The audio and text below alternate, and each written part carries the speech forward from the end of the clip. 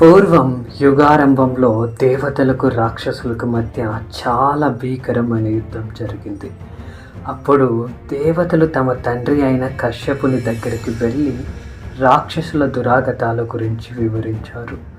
కశ్యపుడు కాశీ క్షేత్రానికి వెళ్ళి శివుడి కోసం తపస్సు చేశాడు.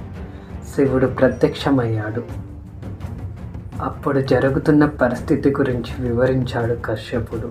తనకు పుత్రుడిగా జన్మించి దేవతలను రక్షించమని కోరాడు.